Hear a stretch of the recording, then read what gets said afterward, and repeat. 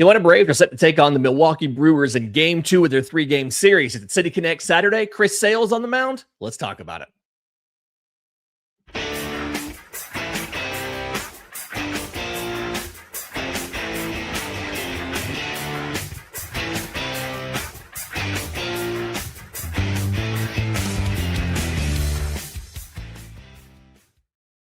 Yes, this is your Braves Today Scouting Report, a production of the Believe Podcast Network and presented to you by FanDuel. I'm Lindsey Crosby. In the next 15 minutes, we're breaking down everything you need to know before first pitch. Today, it's the Braves and the Milwaukee Brewers in the second game of the series.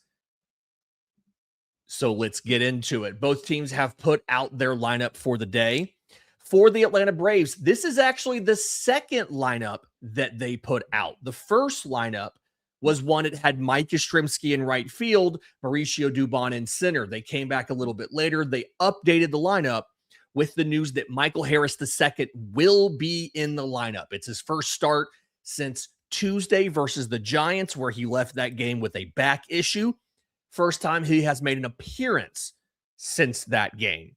So Mauricio Dubon, as they do against a lefty, is leading off in left field, not in center field. Drake Baldwin at designated hitter. It's what they like to do against lefties is let Drake DH. Matt Olson at first base batting third.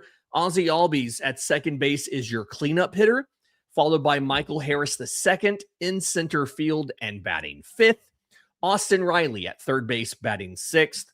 Eli White, who flashed the glove, who flashed the arm, who flashed the speed last night, he's in the lineup batting seventh. Tonight is the Braves on-field debut of newly acquired catcher Joey Bart from Georgia Tech. He's making his homecoming. Batting eighth, he will wear number 16. And shortstop Jorge Mateo, after flashing his speed, after flashing his arm last night, he will be back in the lineup batting ninth. We mentioned yesterday that Ozzie had a little bit of an awkward slide into home plate. Mateo had a talk with the trainer after a run to first base. They both stayed in the game last night. They are both in the lineup today.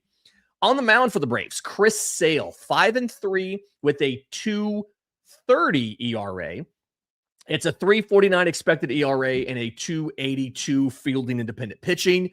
So for the most part, a little bit of luck in his favor, but for the most part, this is all earned. 28.8% strikeout rate, pretty much the best of any starter for the Braves. 6.3% walk rate. We've seen his velo tick up recently. He's been able to push it a lot closer to 100 on that four-seam fastball. Really curious to see, does he still show that extra velocity today? He's got a ton of extra rest. It's been almost a week since he started. So we'll see what he looks like today. Pitch mix is the same as it always has been, right? Versus lefties, the slider is the main pitch, followed by his sinker, his four-seamer, and a little bit of a changeup, like 2% usage. Versus righties, four-seamer and slider, both in the 40%. Changeup at 15%, sinker right there around 1%. No Brewers hitter has ever taken Chris Sale deep, but several of these guys have had success making good contact in their limited at-bats. Blake Perkins is 3 for 4 with 2 RBI. William Contreras is 2 for 6 with an RBI. Joey Ortiz is 3 for 8 with an RBI. Jackson Chourio is 4 for 9. So nobody's seen him a ton, but these guys that have seen him, a handful of times have been pretty decent as far as getting the ball in play and getting on base. We'll see what happens. For Milwaukee's lineup, speaking to Jackson Chourio, he is leading off in left field, followed by Bryce Terang at second base. Former Brave William Contreras behind the plate, batting third. The other catcher, Gary Sanchez, is the designated hitter, batting cleanup, so a day off for Christian Yelich against a lefty. Andrew Vaughn at first base. Blake Perkins will be in right field, batting sixth. Garrett Mitchell is the starter in center field, batting seventh. Recently called up prospect Cooper Pratt at shortstop, batting eighth. And defensive specialist Joey Ortiz at third base, batting ninth. The starter for the Milwaukee Brewers, I want everybody to be careful. Just because you got past Jacob Misiorowski does not mean it's smooth sailing from here on out. Even on a Chris Sale day, lefty Kyle Harrison is 8-1 with a 2.47 ERA. And that's a little bit of an overperformance, but not a ton. Field independent pitching's a 305. Expected ERA is a 337. He has a 30% strikeout rate, so better than Chris Sale's. He has a 6.7% walk rate, so just like a couple fractions of a percent where Chris Sale is. He is a very good lefty. Like Chris Sale, it's a very simple arsenal. He's not as sidearm as Sale is. He calls it a slurve and not a slider, but it's a four-seamer. It's that slurve. It's a changeup. It's a sinker. It's the same idea as what Chris Sale is doing. A lower slot lefty that's throwing a changeup, two different fastballs, and a breaking ball that has a lot of horizontal movement. Really similar to what Chris Sale does. So be mindful there. The way that, he's not been great at getting ground balls. 35.8% this season, 20th percentile in baseball. So you can get balls in the air off of him. He's been better than average at not giving up barrels, but he will still give up balls in the air. So advantage for Atlanta, gives them the ability to, hopefully put some balls in the chop house, put some balls in the bullpen out there and left, something like that. Just kind of thought it was pretty important to point that out. He's good at getting whiffs. He's good at getting chase. So this is not an easy matchup just because you got past Jacob Misiorowski, right? He is still a very good pitcher. Just be mindful of that. The way that he attacks hitters, very simple. Lefties, he's throwing almost entirely four-seamer and slurve, and he does what you expect him to do with it. When he's ahead in the count, he throws more slurves and less four-seamers. When he's behind in the count, he throws more four-seamers and less slurves. And it's almost entirely those two pitches. The sinker and the changeup together account for just over 3% of his usage. Four-seam slurve. You know what's coming. The four-seamer is going to come in. I believe his average fastball velocity is right there around 95 or so. You know what he's doing. You just got to hit it. That's what you just got to hit it. Against righties, it is a little bit more of a well-rounded mix. He's throwing the four-seamer about 60% of the time, the slurve 1 in 4, and then the changeup about 12 to 13% of the time. Kind of maintains the same pitch usage in every situation, except when he's behind, like a lot of pitchers do. He ramps up the four-seam usage. He cuts the slurve and changeup back. So he's throwing like almost 70% four-seamers when he's behind. But other than that, it's pretty consistent on what he's going to do in just about every situation. It's predominantly four-seamer. He'll throw some slurves as well. He'll try to surprise you with a changeup. And every now and then, just for giggles, he'll fire off a sinker. It's a pretty straightforward mix. You just got to hit it. The thing to know about the sequencing for Kyle Harrison, he is very, very into throwing first pitch strikes. He wants to throw a first pitch strike to you. He wants to get ahead. And again, most of the time, no matter if you're a lefty or a righty, it's going to be a four-seamer. So there is one of the things we saw for the Braves against Jacob Misiorowski yesterday is they were very aggressive early in the count. They didn't want it to get deep enough into the at-bat and be behind in the count where Misiorowski could start playing around with his secondary pitches.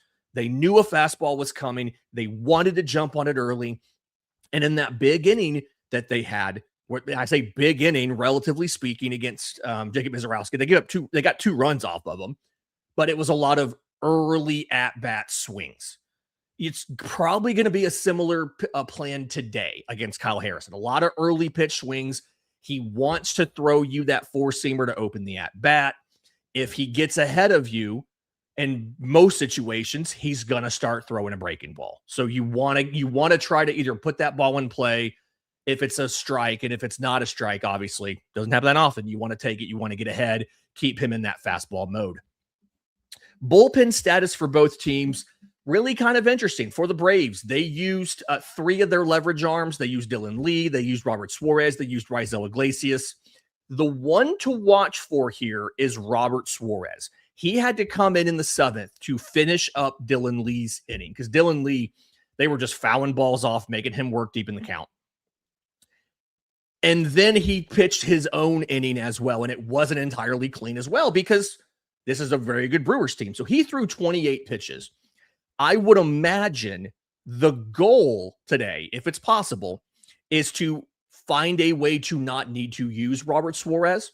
If Sale can go 7, maybe you do everything with just Dylan Lee and Raisel Iglesias.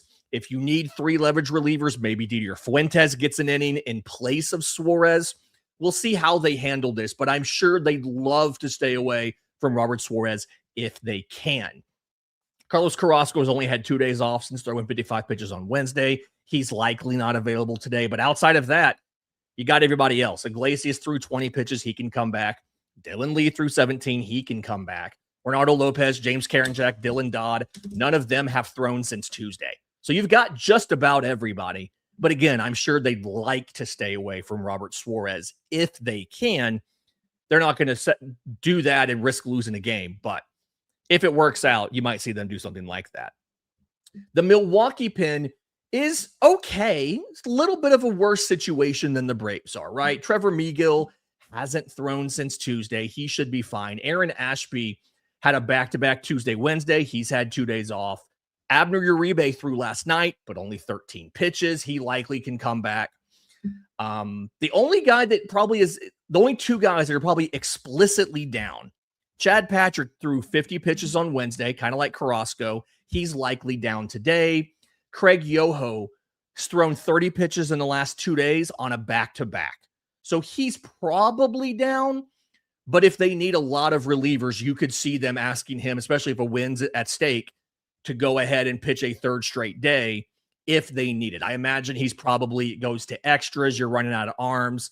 Maybe he's the one you ask, but I'm guessing Yoho's probably down today. You never know. Opposing managers, I don't always necessarily know what they do. Kind of final thoughts here on this one. Braves Today sponsor FanDuel has the Braves favored to win this one. They have the over-under at only 7 runs. This really feels like a repeat of last night's game. As far as it's going to be probably a 1-run game, there's probably not going to be a lot of runs scored, and it's all going to come down to one, can Atlanta's offense actually give Chris Sale some run support? We've seen him not get it the last couple times out. His 5 losses this season, the Braves have scored a combined 6 runs. And then something you heard, if you listened on Friday afternoon to the preview that I did with Locked On Brewers, one of the things he talked about is the Brewers not being good against lefties. And I'm really, when you dive into this, it's a little bit confusing.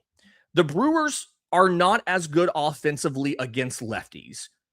On the whole, 755 OPS against righties, 690 against lefties. The batting average is like 15 points lower. The slugging's the real place they lose a bunch of stuff.